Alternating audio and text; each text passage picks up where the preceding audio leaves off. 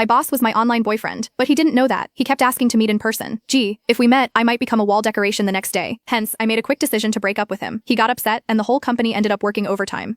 How should I put this? For the sake of my mental and physical health, maybe getting back together with him wouldn't be such a bad idea. I was dating my boss online. Meeting in person? That was never going to happen. He didn't even know his online girlfriend was one of his employees. Lately, my boss had been in a bad mood. Everyone could feel it, so everyone had been extra careful. Even the usual breaks had been cut short. The boss had been working crazy hours, and no one dared leave before him. So our work days had stretched to 11 p.m. or 12 a.m., and I was starting to get dark circles under my eyes. My skin had been looking worse too. To be honest, I felt like I was probably the only one who knew the real reason behind his bad mood, but I couldn't tell anyone. The boss had had his heart broken, and unfortunately, the one who broke his heart was me. He didn't know that though. It all started when my online boyfriend of 2 years wanted to meet up in person. We met on social media. He had posted something asking for advice. Why can't I find a girlfriend? I clicked on it, and the post said, I'm a man, 6'2", 183 pounds, 25 years old, Ivy League graduate, with a master's in management and engineering. I'm currently the vice president of a listed company, with an annual salary starting at $500,000. I own a car and a house, but my looks are just average. I've never had a girlfriend. So what's the issue? The comment section was full of sarcastic remarks. Ugh, someone's fishing for compliments. Is this guy living in a dream world? Ivy League grad, just 25, and already a VP? Come on, get real. At least create a more realistic persona. As we all know, only family-run businesses give young people such high positions, but most of those rich kids study abroad. Being in a playful mood, I commented, maybe it's the looks. Post a photo and let's see. Then I closed the app. Not long after, I got a private message from the poster. Hi, can I send it to you privately? Though confused, I enjoy some drama, so I replied, sure. Then he sent me a photo. I almost spat my coffee out. He said he was 6'2", I'd believe 5'0" maybe. It was a selfie, with his face covered by his hand, and the angle made his head look huge, and his body tiny. His hair was sticking up like he'd just used some kind of hair gel, and he was wearing thick black-rimmed glasses, making him look both nerdy and awkward. But despite all that, his face was actually fine. Even though it was partially obscured, I could tell his lips, nose, and eyes all screamed handsome. Still, there was something about him that seemed oddly familiar. I mentally shouted, there are actually guys who don't realize they're good looking, while zooming in and out of the photo multiple times. With my helpful mindset, I typed out a few tips. Your clothes and selfie skills need work. Try frameless glasses, or better yet, wear contacts, and change your shooting angle. Tilt the phone slightly, making sure the charging port leans toward you. Also try pants that are a bit looser, like casual black ones. He replied, thank you so much. I didn't think much of it and moved on. But the next day, he sent me photos of his makeover, taking my advice to heart. The day after that, again. Then it went on for a few more days. I was getting tired of it when he suddenly asked if he could add me as a friend on Facebook and offer me a thank you gift. If someone was offering money, I'd be crazy not to take it. So I gave him my profile link. Moments later, an account with a familiar profile picture sent me a friend request. Wait, wasn't this my boss? I panicked, almost accidentally accepting his friend request. My heart sank, and I quickly restricted the visibility of all the previous posts on my feed. My brain raced, wondering if I'd somehow linked my private Facebook account to my company info. Meanwhile, he was typing for what felt like forever before sending a message. Thanks for all the help these past few days. Here's a little something for you. And then he sent me $7,000 via MetaPay, with the note voluntary gift. I was speechless. I compared his profile with the photo he sent me. Yep, it was the same guy, and he was indeed the boss of my company. I couldn't believe the sheer absurdity of the situation. But, after some